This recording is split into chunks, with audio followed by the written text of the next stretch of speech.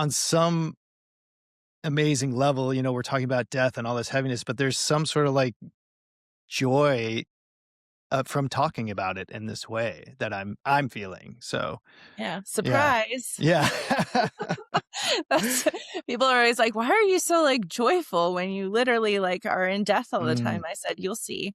you'll Because see. I said it before, but, like, without death, nothing has Right, meaning, gives everything and else meaning. Yep. because death is inevitable, we find so much joy in all these other spaces, and Yeah. even in the dying process, there can be so much joy and healing.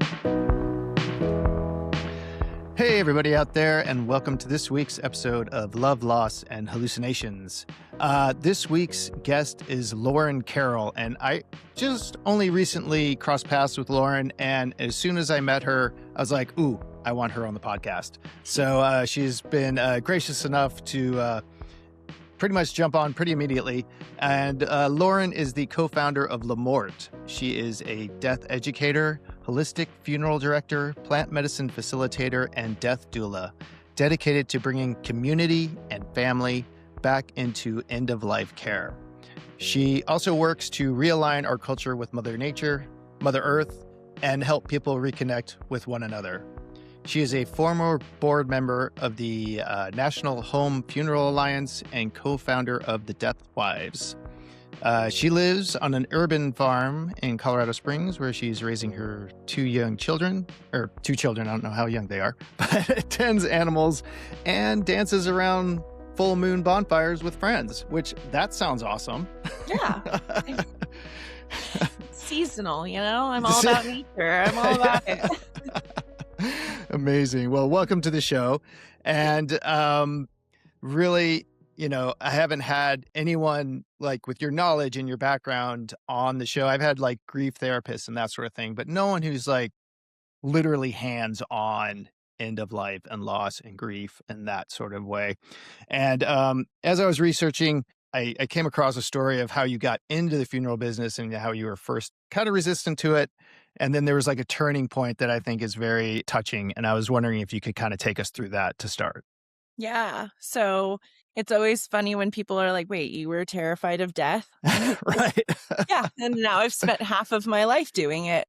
Um, yeah, I think a lot of people feel this way. My uncle was killed in a car accident when I was 13, Mm, and that just completely devastated me. It yeah. devastated my whole family. And we do not live in a culture that knows how to process grief or really talk about it, even though I live in a wonderful family, and so I, instead of processing my grief, turned it into fear, and I was Mm. absolutely terrified of death, which people are always like, "But you were like that gothic punk girl in high school." And I'm like, "I know." And my boyfriend always wanted to take We would have been friends in high school, I'm sure, because that was Yay! my crowd. Yeah. But everyone was like, "Let's go hang out at the cemetery. Let's have a picnic date." And I was like, "Nope, absolutely not." Like, I was terrified of cemeteries, terrified of Mm. hearses, like, all of that just gave me so much anxiety. But of course, there was a high school boyfriend of mine, he went away, came back, and he decided he wanted to be an embalmer at our Mm. local funeral home and said, "Hey, I'd love for you to help out at the funeral home. You don't have to see dead bodies, you don't have to do funerals." He's like, "We just need you to type death certificates." And I said, "You promise?" Like, That's how it always starts. Just yeah. type the death certificate. And back when I started, this was now 21 years ago, Mm. everything was done on a typewriter still. Wow. So I was just in my little corner typing people's death certificates until one day. There's Mm. that one day. Um, I got a phone call from them. They were all at a funeral and they said, "Hey, we have a stillborn baby at the Mm. hospital. Can you just go pick them up?" And I was like, "Wait, what?" And they made it seem like it's no big deal. It's just a baby. Like, you can Right. do this.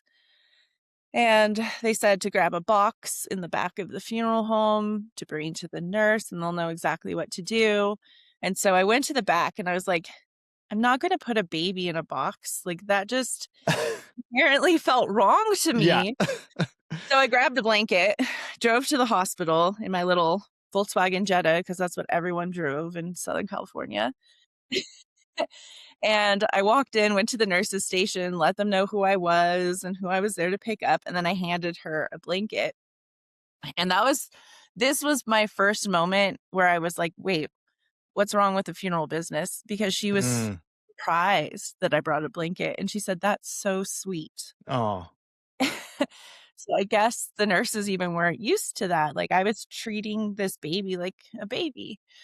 And they do things differently now, which is so Mm. beautiful. They bring wicker baskets and all that. But she came out with this full term baby bundled up completely in this blanket and handed him to me.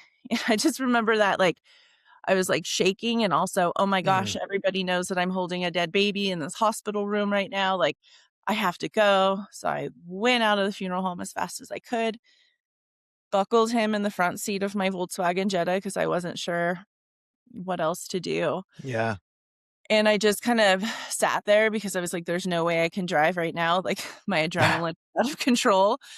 Um, and in that, like, quiet, in that moment where I was like, calm down, Lauren, I could feel just this like radiation of love. I don't know Mm. how else to explain it. It's kind of like when you go into a birthday party and you can feel that joy and like all of that is the same exact thing, but I was feeling it from him, this little Mm. baby next to me. And in that moment, I was like, there's people that love you so much. You're full of dreams and hopes. And this is the most beautiful thing that I could do for you, Mm. for your family. And everything just completely changed in that moment. I Wow. wasn't afraid of death anymore. I saw it as just this like continuing act of love that I could do for this family and for this baby. And so I'm so grateful to him for leading me to this path. And I went back and everything changed. And I said, this is what I want to do. I want to help people. Wow. Wow. Yeah. Well, I don't know about any of the other listeners out there, but that gave me chills. And if any of you have a little tear in your eye, you're not the only one, because so do I. I mean, that was just so touching and beautiful. And, when you were saying, you felt this love, I thought you meant from you to the baby, but you were feeling it from the baby to you, Yeah. which is just incredible. Yeah. I Yeah. mean, I think about myself as a mom and how much I loved my babies the moment they were in me. And Hmm. so he had been filled with love for 9 months. And Mm. that was still there, and I wasn't afraid. I was like, "How could I be afraid of this love? How could I be afraid of this little baby? Like, what was I thinking all this time?" It's grief that I was afraid of. That was Yeah. my full circle is I've never been afraid of death, but I've been Uh, afraid of the grief that I had to live with afterwards. yeah. So many of us are, and we'll definitely get into some of that. But I am wondering, though, it's just amazing that this baby, I mean, stillborn or died shortly after, and yet it still brought a gift to the world. It brought a gift to you. And I'm wondering, did the parents of this child do they ever know that that was the case? No. No, Oh, and I wish that they did. well, maybe some weird cosmic thing is happening right now and they know it's you and they're listening to this and it'll all Temecula, connect. California, 2002 or 2004. Yeah. Wow, wow. So from there, once you're like, this is what I want to do, you went in, I know, more traditional funeral business, and you know, you can get a little bit of that story and sort of transitioning to more the home funeral and what that looks like and all that sort of thing. Yeah. So, probably about a year after that. So I continued to work in the funeral home. Now I was more hands-on doing the funerals. My boyfriend was the embalmer, so I watched embalmings, which Wow. as soon as I watched my first one, I'll be honest, I called my mom and dad and I said, "You will never be embalmed. I will never Wow. be embalmed. Nobody that we love will ever be embalmed." Why is that? And I can proudly say no one in my family has since then. Um, it is to me, it's unnecessary and Mm. it's very invasive. It is a very invasive procedure, and to me, it looked violent. Like, Mm. there's a needle that goes in through your umbilical cord that, like, stabs your heart and your lungs Wow. too. slow down the decomposition process. And that's the thing too with embalming is it slows down decomposition. It doesn't stop it, but so does dry ice. It does Mm. the same exact thing. So when I started learning that there was alternatives, I was like, what are we even doing? So I moved to Colorado, and that's when I started working in the corporate funeral home. Uh, Mm. and I think that that was probably another thing that led me to this was in the corporate setting, it was less family focused. It was more sales focused. And how do we Mm. look and what's our reviews? Um, the work I do now is my atonement for that work because I made commission off of the funerals. Like Right. how I Having to look back upsell now and and like how gross is that? mm. That I was like trying to upsell this package so I would get an extra $500 per person or whatever it was. And it was during that time that I watched a documentary called A Family Undertaking. And I was a really unhappy funeral director. A lot of funeral Mm. directors, I think, are pretty unhappy. But I watched this documentary and I'm watching this family take care of the dying, take care of their body after they've died, do the burial on their property. And I, as a professional, did not know that that was an option.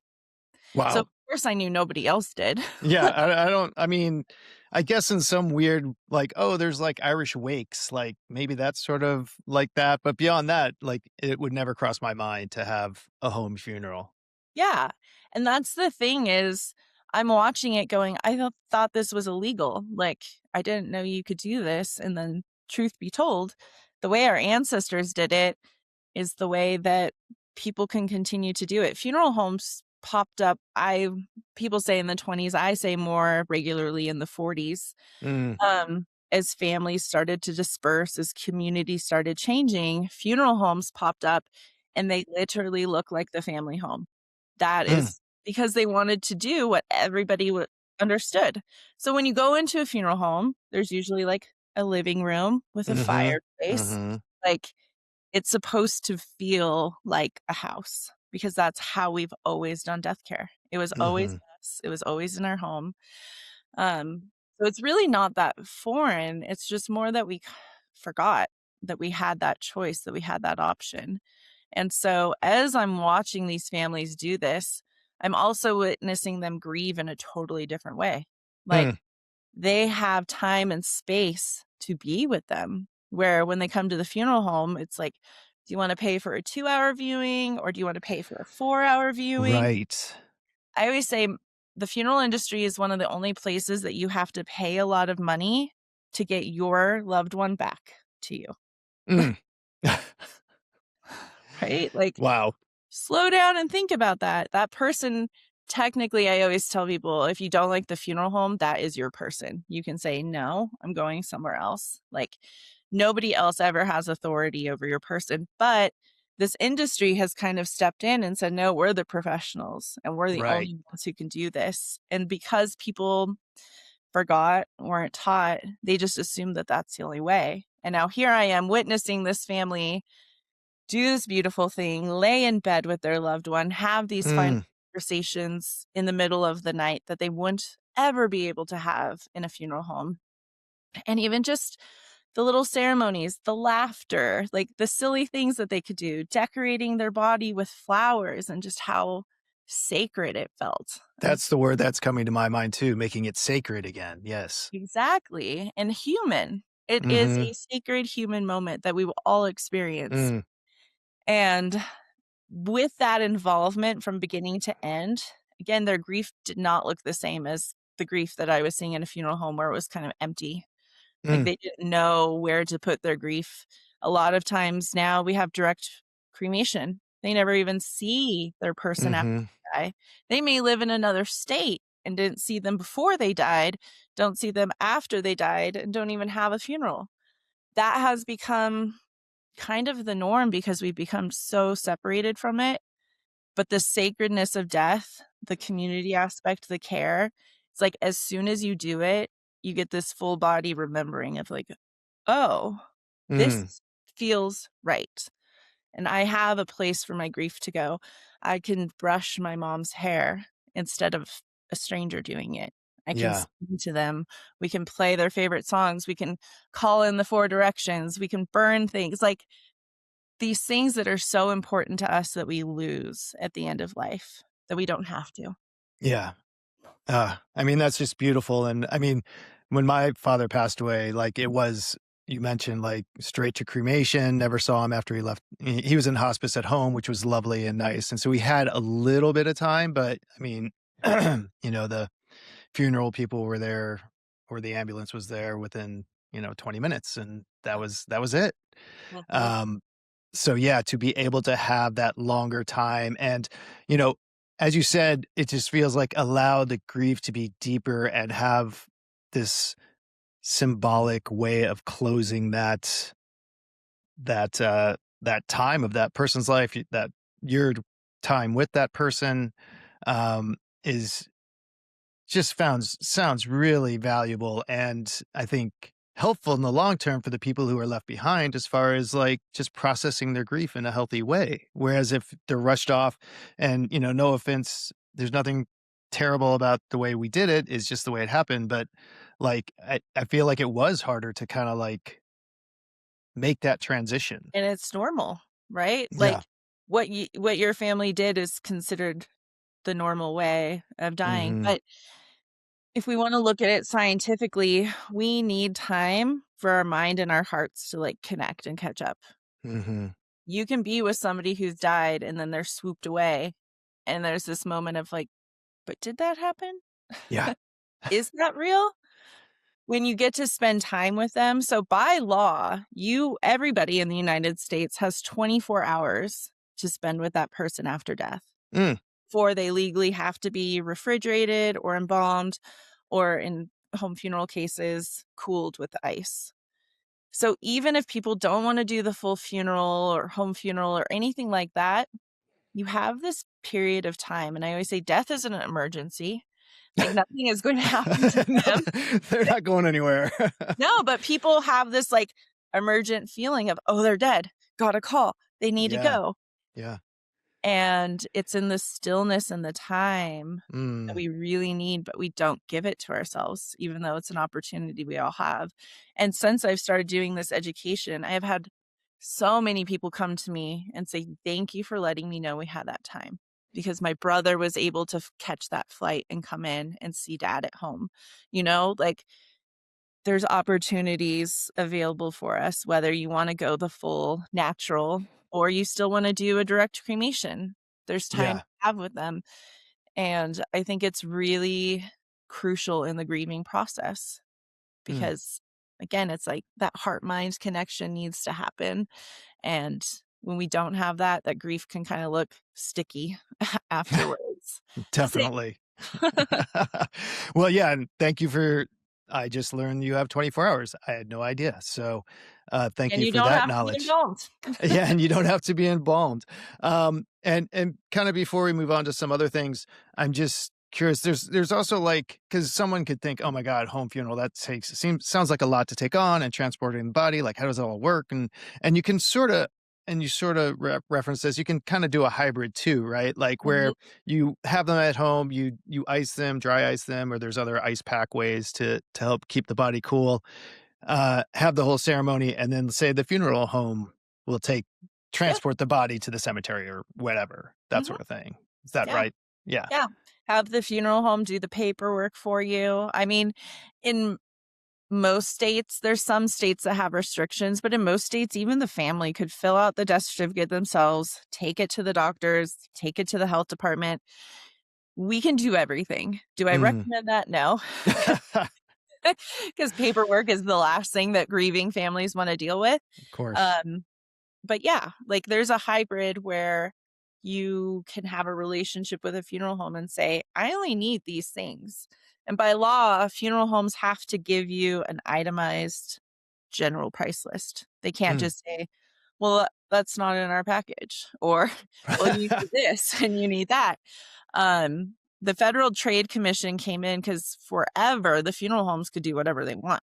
Like Mhm. they could charge you X amount and then they could charge me 10 times that.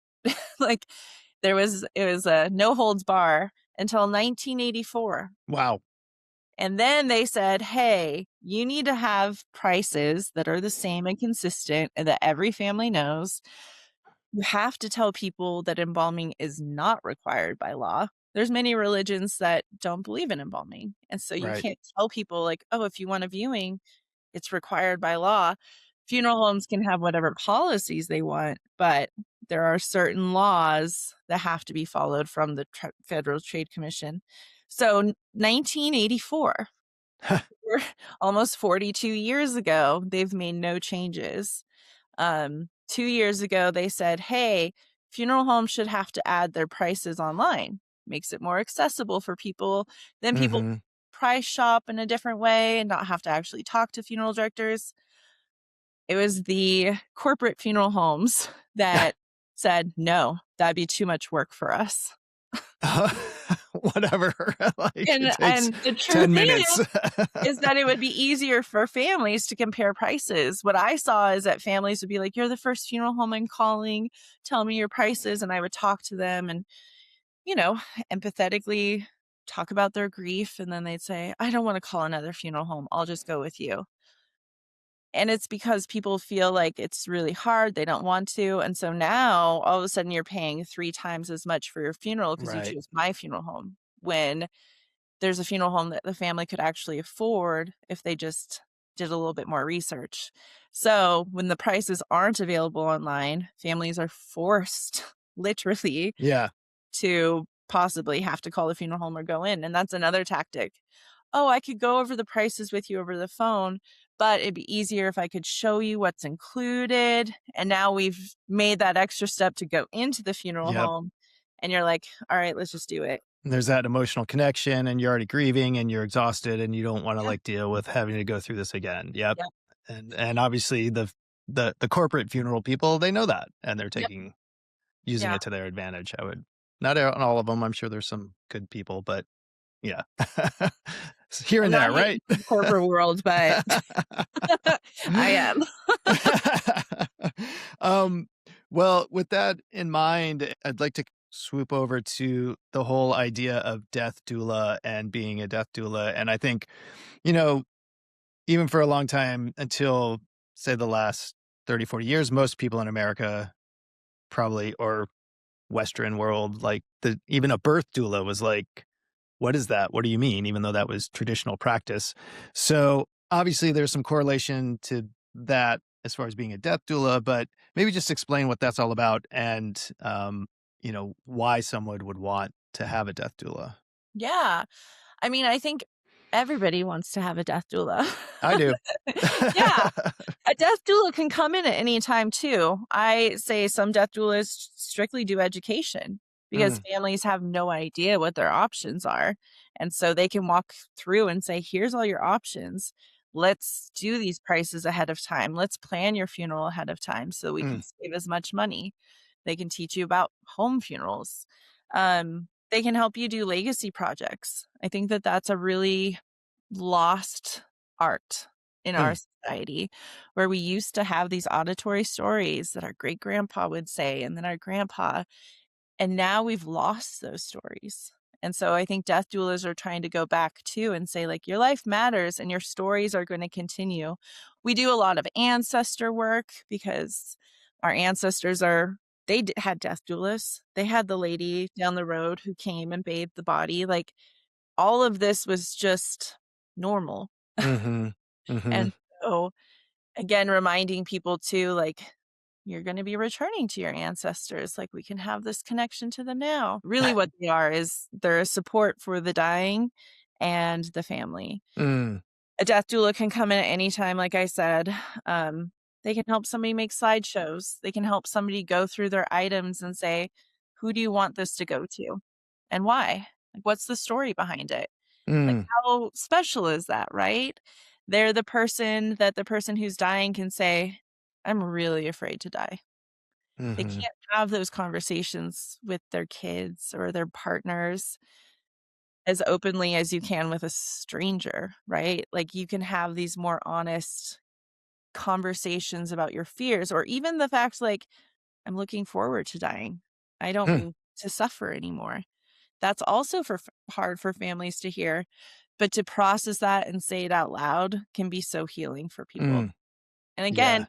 I'm like, sometimes the death doula, Ram Dass says it, is being a loving rock. Mm. It's so I simple, mean, right? it's Like, very simple, and yeah, he did a lot of work around with the dying, so, yeah, he he speaks did from death doula experiences as training. well. Yeah. Yeah, exactly. And he got it. Like, uh, we're all walking each other home, right? That's Mhm. what a death doula is just bringing in that community aspect again that we all had that was so normal for our ancestors, that we're not alone in this dying process. And they kind of just fill in that gap. Hospice is amazing, but they only come to the house twice a week, maybe. Yeah. Like, I don't know if you remember how often they came for your dad, but it's not this constant that I think people are expecting. So death doula can come in and Mm. sit with your person for a few hours while you go to the grocery store, while you sleep. You need to do. Um, so they kind of it's really a full spectrum of what a death doula does, from Wow. let's talk about your life, let's talk about your death, let's talk about your legacy after you're gone. Let's make sure all the paperwork that you need is taken care of, so that's not one of those things that you're like, "Oh, no, I'm so worried about everyone." Is it you know, uh, Right. and then supporting the family as well. Like, they don't know what's going on. You can educate them. This is what happens to a dying body. Mm. Then, because most of us have not been present with a dying body, we might go, "Does that sound normal? They're not wanting to eat anymore. Is that normal?" Like, all of Right. these things that are normal with a dying body, talking about birth doulas and, like, home births. I had my daughter at home, so doing a home funeral just makes sense. It's it's something, again, that was so just normal, like, Mhm. and you feel so held, again, in that space. Yeah. Well, it comes back to for me, it sounds like it comes back to bringing more sacredness back to it, and normalizing it for the family and what is gonna happen and making it less scary, Mhm, and, and I just love the part about the idea of telling the death doula your stories and, your life story or a story about an object because, so many people I think, go through life without anyone ever hearing their story. So to be able to do that, even if it's right at the end, is healing in its own way mhm. and just a beautiful act, in my opinion. Yeah, I mean, again, I feel like death dualship is so simple. Mm, It's a human showing up for another human at the end of mhm, life. And the only reason I train death doulas is because they don't know. They don't have that education. But my goal is that eventually there will be no death doula training, that like mm. everybody could be a death doula. Um, And certain do you people need any sort of background before, like, going through no. the training? Because I asked this for my wife because she is interested, so, Mhm. yeah. So, for example, if your neighbor said, "Would you mind sitting with my husband really quick so I could go to the grocery store?" Would you say, "I'm not trained for that. I can't." No. No, of course not. Yeah, and so that's a lot of it. I think the training part, again, comes for me, it's a lot of people don't know how to do the active listening, which is a Mhm, like you said, like, we're so used to trying to solve problems and give people answers and solutions. There's no solution for dying. Like, we don't have answers of what comes after. What we can do is what you were talking about, just listen, take mhm, in those stories, give them freedom.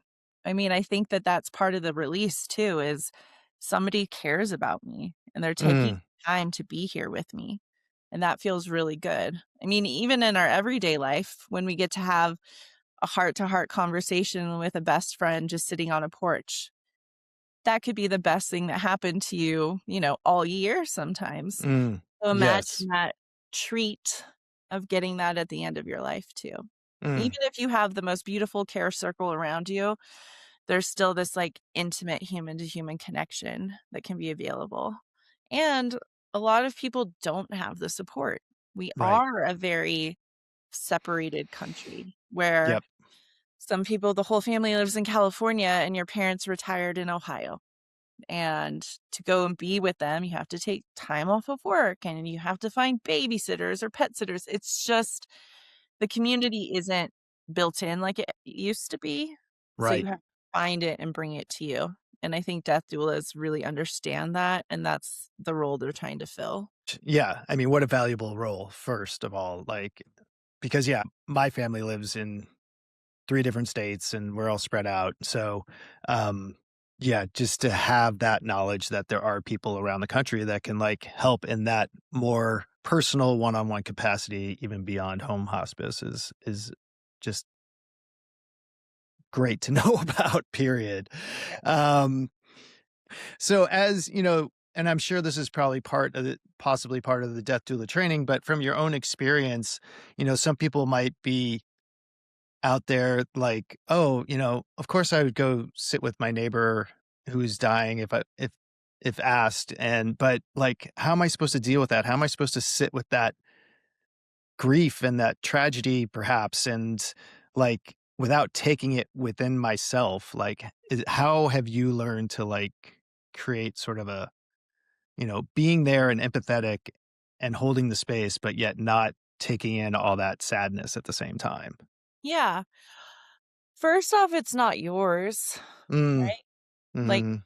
it's not your sadness, it's not your grief. That was a lesson I had to learn as a funeral director, is after that first year, I was getting really sick and like, Mm. what is wrong with me? And I was holding on to their sadness. And it's one thing to be empathetic, it's another thing to kinda claim it as your own. And Mm. that's what happens. That's when we feel like, "Oh, this is too much for me to do." So if you can say, "This is their experience, and I get to hold that space for them," and kinda separate yourself, but still have the empathy, that's how you can do it long term. Um, the other part is, like, I don't think death is that bad, and the reason I say that is because if we didn't have death, we wouldn't have any meaning, and we wouldn't have life.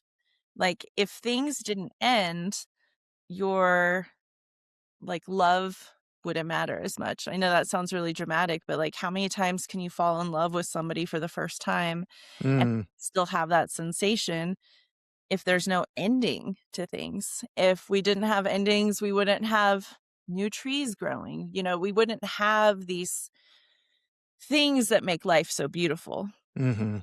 And Yeah. so changing your mindset around death is probably step number 1 to all of this.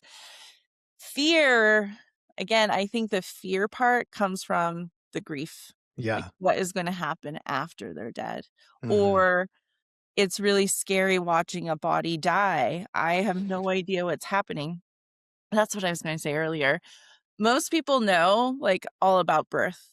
Like, "Oh, their water broke. Oh, they're having contractions closer together. Oh, they're dilated." Like, my kids know that, and they might not ever have children.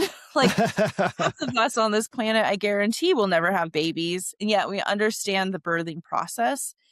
Every single one of us, 100% guaranteed to die, and yet we don't know what happens to a dying body, The and stages of death, yeah. exactly, and so people get afraid, like, they don't understand that the breathing patterns change, and they think, "Oh my gosh, they're in pain," and if you understand, no, they're actually not, like, Mm. body is going through is normal and natural for them. What's uncomfortable is how we feel, Mhm. and we may not have the skills to again, if we don't understand what's happening, we get afraid, and when we get afraid, that's when we get angry, think death is bad, everything that comes with that. So if we can deal with the fear, we Mhm. anger, then we have this, like, acceptance to that it is what it is, and that I'm I've been around death so much that I truly believe that we continue, like, I have no Mm. doubt about it.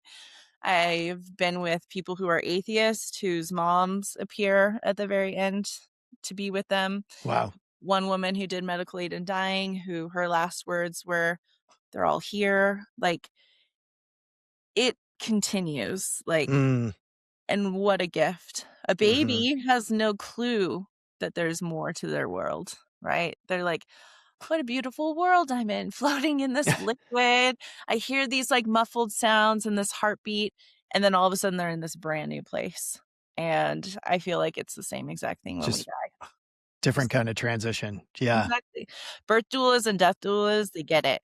We get a lot of birth doulas who come and go, "Oh, I wanna be a death doula too," because that veil is the same. It's like Yeah. the in and the out, the mystery of what's next. Yeah.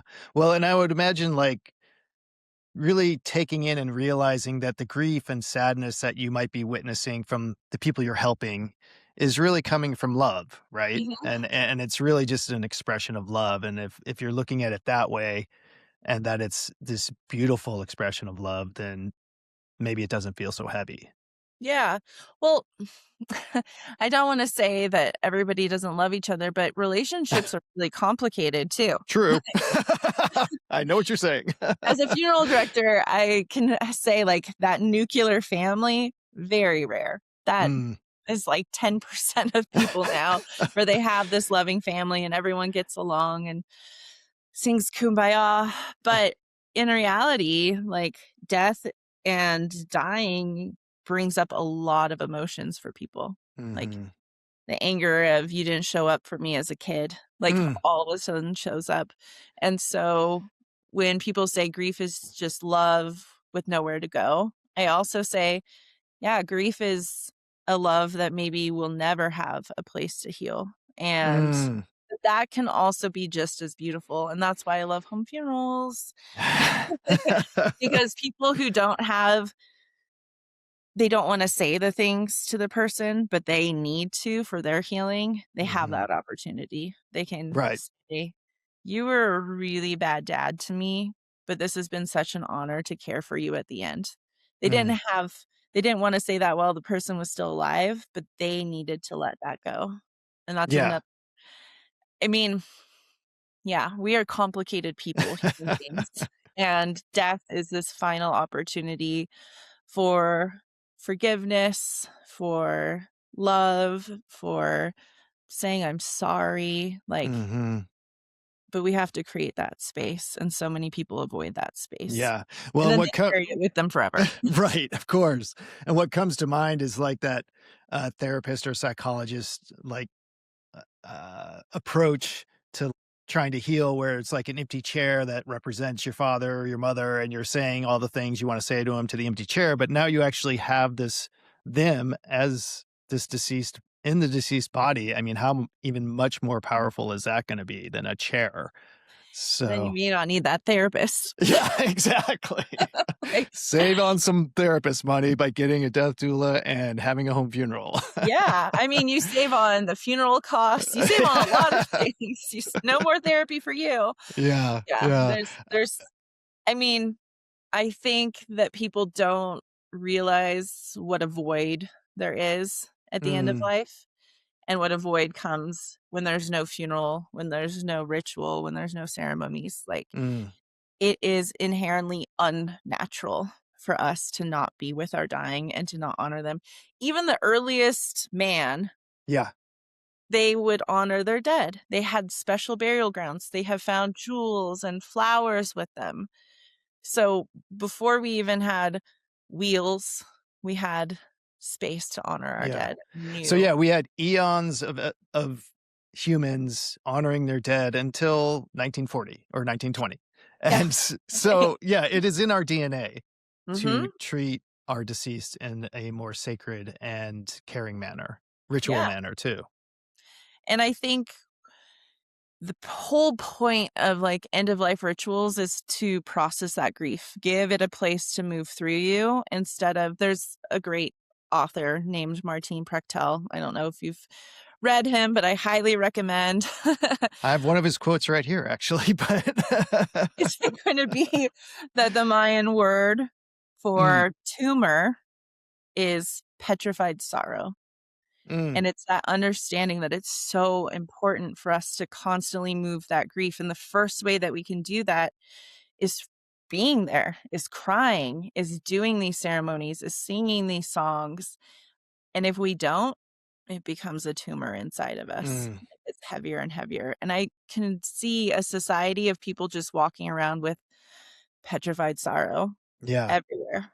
I mean, the Yeah. actions that people have are just people living in deep grief that has now become so compounded that they forget empathy. They forget Yeah. how to human with each other because birth and death are the most human experiences we will ever have. And it is a universal experience that we'll all have. And so the more we have walked away from death, the more we've walked away from our humanity. And I know that might sound extreme to people and they're like, whoa. Not at all, especially when we seem to be doing that in so many ways these days, you know? Mhm. But I just want to express, like, as you're talking about the petrified death, just how that hit me. And I'll probably get a little teary here, but because my dad, cancer, tumor. And so it just, I'm getting chills like, oh, what was his petrified sorrow? Like, what was he holding that he couldn't express or process, or the grief that possibly built this tumor. So, yeah, thank you for that moment. I'll reflect more on that later offline, but In every single class that I teach, like, we have our house rules, and the very first one is, "Please don't apologize for crying." Like, this is a Mm, space that I want all the tears to show up, and even people are like, "I'm not gonna cry." Like, "Yes, you will, I promise." yeah. Because there has not been space for us to Mm, process this grief mhm, until maybe this little small container, for an hour mm. together on a Yeah, well, we'll podcast. take every container we can get, right, at this point.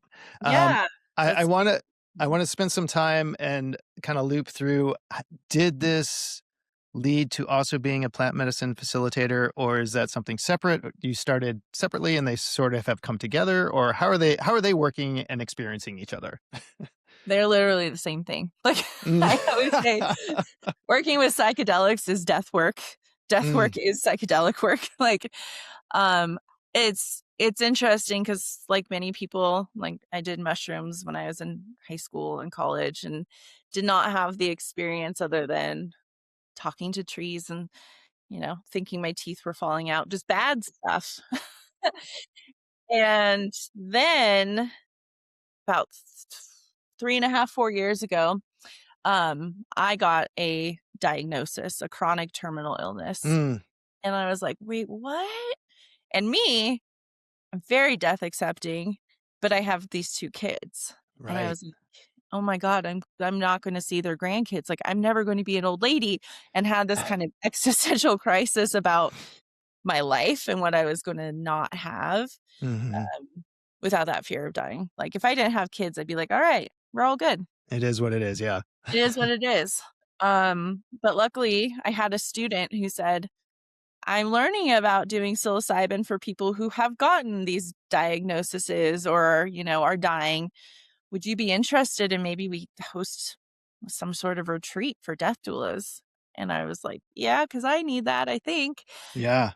And so I went through that experience and had that whole like, "Oh, my kids are fine and like they'll be with me and I'm connected to this greater thing," and From the plant medicine from ceremony. the plant Yeah. medicine, yeah. And so from that, that was the game changer of this was the easiest way for me to communicate to people about death and dying and alleviating some of their fear and anxiety was just like, Mm, here's this beautiful ally that is there to help guide us to showing you what's on the other side of that veil.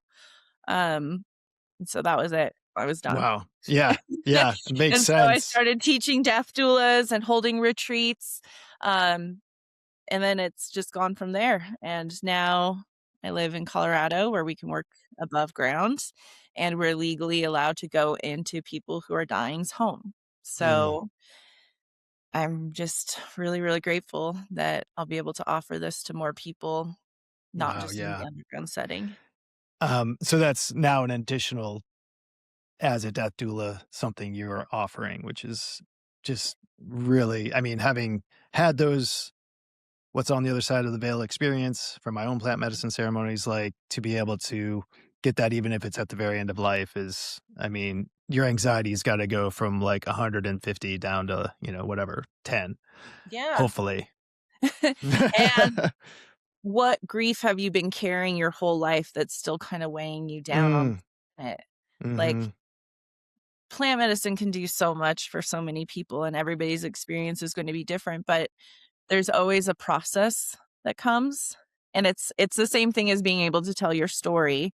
It's this space that is created for you to connect the dots, right? And to Mm, let go of this grief that has been inside of you or rework it.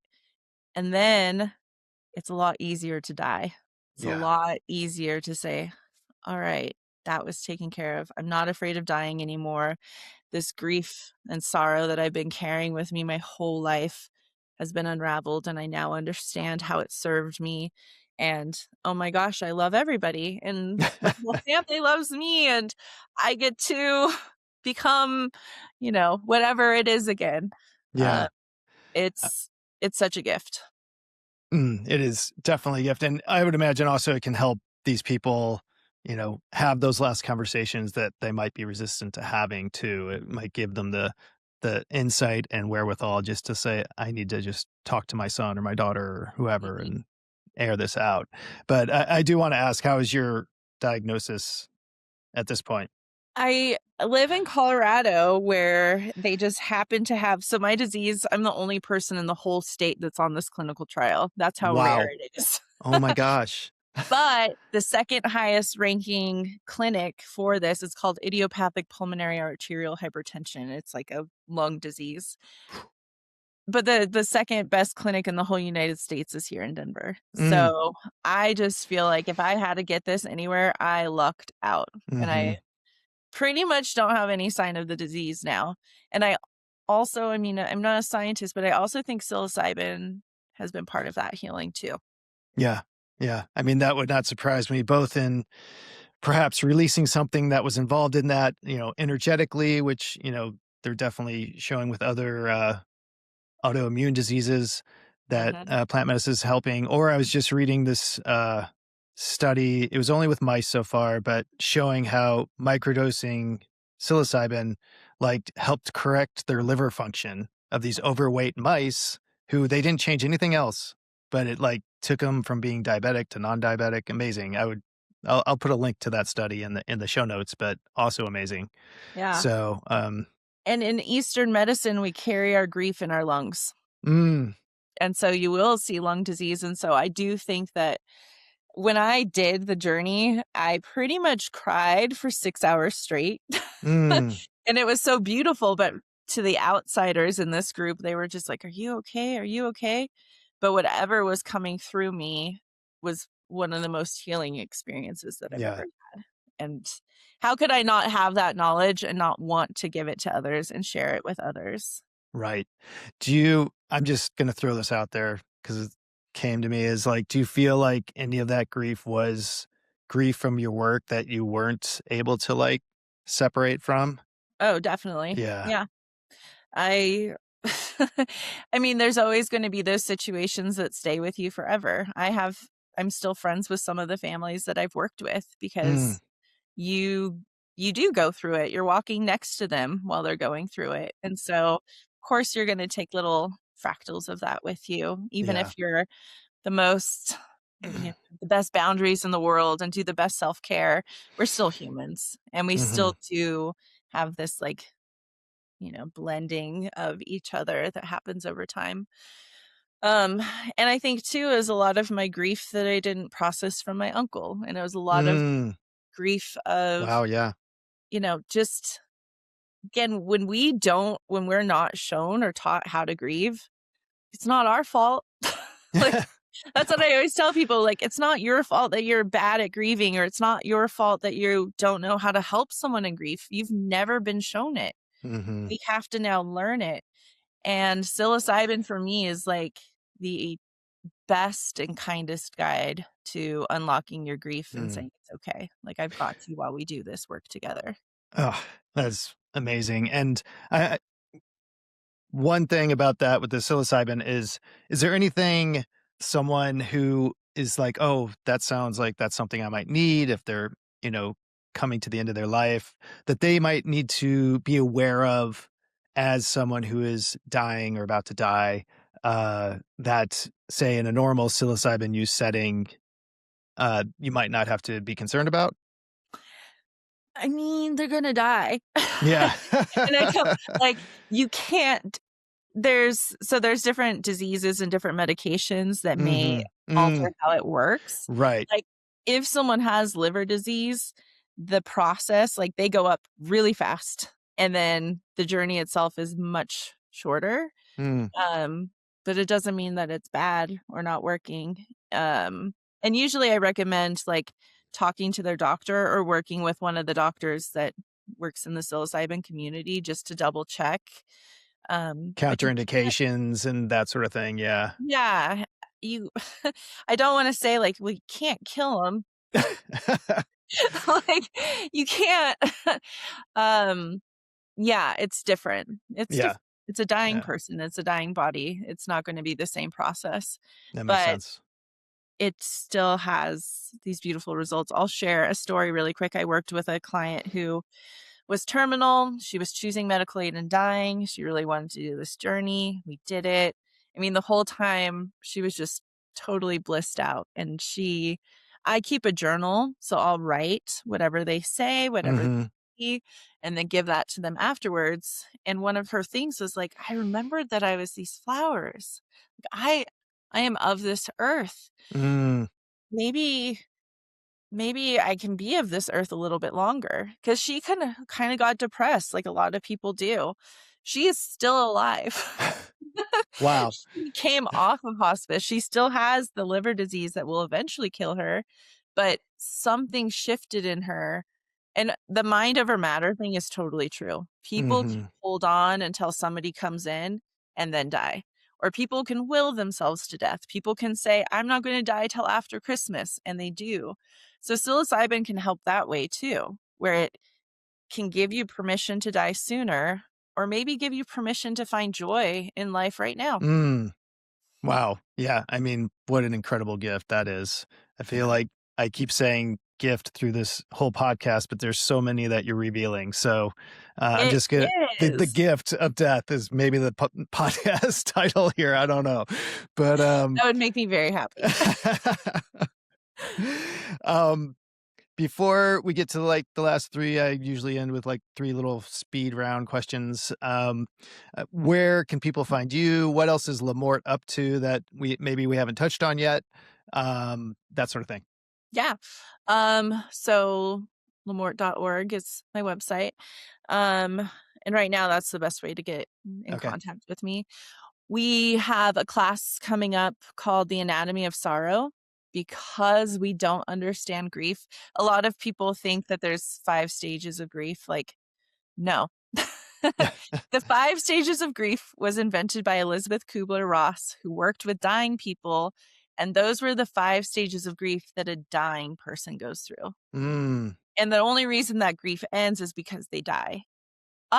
Our grief never ends. It is cyclical, and there are different ways that we grieve, and because my grief language might be completely different from your grief language, we can have, breakups in families because of it. And so this class is really science-based, plus based on the work of Francis Weller and Martine mm, Purcell. So it's like, here's all the ways people grieve. Here's the patterns of grieving. Here's the way to do it. Here's all the ceremonies and rituals that we mm. also need to hold that grief.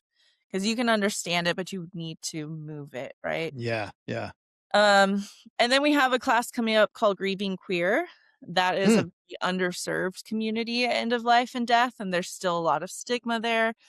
If you are not legally married to your partner of 30 years right. and you die, go straight to the next of kin to make those choices for you.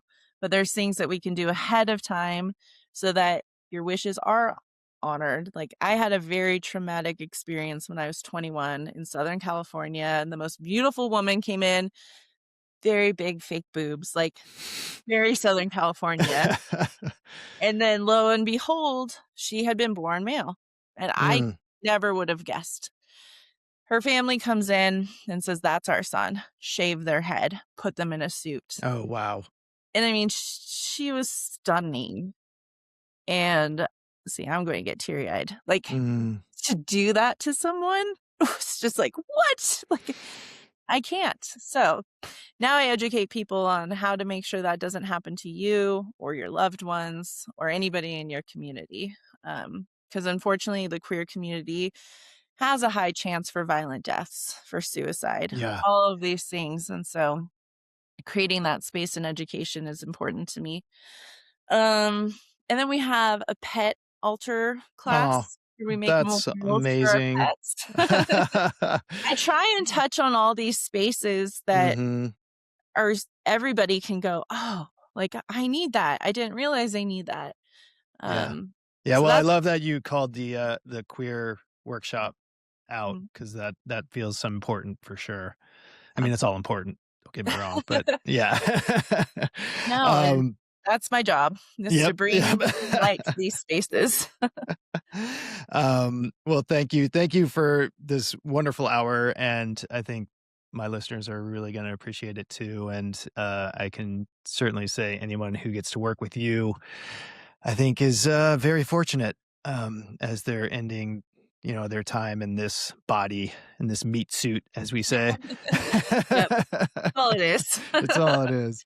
It's Uh, still beautiful, and it held somebody that you it loved sure very did. much, and Yep. it should be honored that way. I mean, I just I think about that, of how much we love this body of this person, and then all of a sudden they've died and we're like, "Nope, we can't touch it, we don't Mm, do anything with it," versus still loving them a little yeah, bit longer.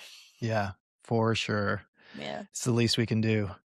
Mhm. Um, so 3 quick questions here, quick-ish, doesn't have to be super quick, but the first one is, what is a hallucination or a vision or something you've had in the last year or 2 that taught you something? And this could be from plant medicine, or it could be from something like, "Oh, you thought this was gonna happen, but X happened instead." I'm like, "Oof, that's a big one." Yeah, I know. I really shouldn't ask this as a speed question, but No. So this is gonna be kind of different. I've been doing, EMDR therapy Mm, for just the last, like, 6 months or so, and I have, like, 2 pretty big traumas that happened. My business partner at Lemoore and also my best friend since 6th grade, 4 months after opening our business, got diagnosed with stage 4 cervical cancer. oh my gosh. So, that has been a big trauma for me, and when I do this EMDR, she always shows up. She's alive. I just Mm, wanna, like, put that there, but she's alive, and she comes and she'll, like, lay her head on my shoulder mm, doing this hard work, and you know, for me, I'm at the beach, and I'm watching this whale jump, and that's my visualization, but having her come in and which I could there's no explanation, like, every time I tell my therapist, she's like, "Hmm, that's interesting." Has been so powerful and so mm. unexpected. So I don't know if I consider that a hallucination, but it's definitely a comforting vision It's a where I vision, it's an altered state that you're in, and yeah, this is happening and you're seeing it. Yeah, yeah, yeah. yeah. Yeah, for sure. So And it that's sounds like it's deeply comforting on some level. yeah. Yeah. Sometimes it makes it hard because 'cause I'm like my thing that I'm saying is like, "I can't control the way you die." Like, that's Mm, and then she's here, like, laying her head on my shoulder as I'm saying, "I don't have control over how you die." mm. But also, it's Yeah, so powerful to say that to somebody that you love, yeah, you yeah, know? I don't have control over death. yeah. Have you had that conversation in real life? I'm guessing since she's your business partner, maybe, yes. Yes. Yeah, Our yeah. the last thing we did together was a big retreat here in Colorado with death doulas, and, she lives in Brooklyn, and so it was really, really special that sh I got to be her partner and do the psilocybin Mm. journey with her before we even knew that she was going to be diagnosed, and it was just a really beautiful thing, Oh, and I'm so wow. grateful. Gorgeous. Yeah. Wow, yeah. A lot of gratitude. Could see Hmm. that see it in your face. Um, Second question, what is a loss you've had in the last year? And this could be good or bad. I'm like, who's going to watch this? um, so I guess it's like I don't consider it a loss because I gained so much. But Mm, I did have another business before Lamort doing end of life education. And over there, I've trained thousands of death doulas. Um, but it wasn't me. It wasn't mm. authentically me at all. And it was a big loss to Wow, walk away yeah. from something so successful. And it was the biggest gain of my life because Mm, I'm me and I am creating this community of amazing humans. And I love my other business. It's still alive and it's still out there. Um, but yeah, I don't think people truly understand like why I said no. And it's yeah.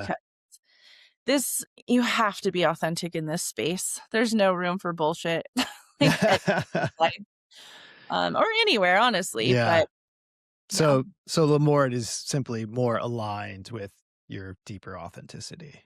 Yeah, Yeah. I literally have this is my cat Mort, who's like the logo. This is St. Francis.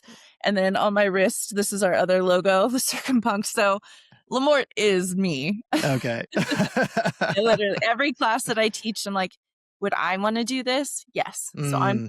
passionate Oh, wow. about it. That's awesome. Yeah. Um, Very cool. And last question, what are you loving right now? Oh God. I think what I'm loving so much is the psilocybin community that I'm meeting. Mm, Uh, I've been in the death world forever, and I am finding that plant medicine community very much also dances in grief and death, and in a totally different way though. mm, And so finding your people in another place, I love. I'm like a yeah. parrot. I love connecting. I love talking. And so entering this more, more above ground and more like this is what I do has it's been ugh, I love it. Yeah. Well, and shout out to Sarah Hope, which is how we met. She's Yeah. a plant medicine facilitator there in Colorado as well. And Yep. she is on an earlier podcast. So be sure to check that out. She has a lot of great things to say as well. But Yes. yeah, so thanks, Sarah. Um, but yeah, thanks again for this hour. It's been really insightful and just, it's on some amazing level, we're talking about death and all this heaviness, but there's some sort of like joy from talking about it in this way that I'm feeling. So Yeah. yeah, Surprise. yeah, That's people are always like, "Why are you so, like, joyful when you literally, like, are in death all the time?" mm, I said, "You'll see." you'll Because see. I said it before, but, like, without death, nothing has Right, meaning. gives everything And else meaning. Yep. because death is inevitable, we find so much joy in all these other spaces, and Yeah. even in the dying process, there can be so much joy and healing and laughter and fun. It's surprising. Yes, yes. Have some fun with death, people. Yeah, Why not? put the Go fun in funeral. put the fun in funeral. Ba-dum-bum. Yep. Nice. All right. Well, thank you again, Lauren. And yeah, everyone go check out Lamort. And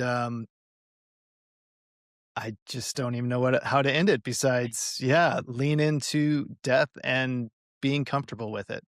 Mhm. It'll Yeah. make all the difference in your life. Yep. All right. Thanks, Lauren. Thank you for having me. And thanks to all of you out there listening. And a quick apology. I was not clear with Lauren when this podcast would roll out. And those classes she mentioned, Anatomy of Sorrow and Grieving Queer, have already happened. So apologies if any of you were excited about attending one of those. I believe she will have them again at some point. In the meantime, she does have 2 classes coming up, Death Coach and Integrating Intuition, which she says are really great. So again, go check it all out at lamort.org. And next week on the podcast, I have none other than the 2-time Hawaii Ironman world champion turned professor Scott Tinley joining me. We'll be getting a little nostalgic about the old triathlon racing days, including the time that I was relatively certain I had accidentally killed him in a race. So that's a fun story. But then we really dive into transitions. And by that, I don't mean swim to bike transition or the bike to run transition. Instead, I mean major life transitions that can include huge challenges like loss of ego, depression, and more. It's a pretty great conversation. So tune in for that. And until next week, this is Love, Loss, and Hallucinations. I hope you've enjoyed the show. Let me know with a comment or a like or a share. Thanks so much.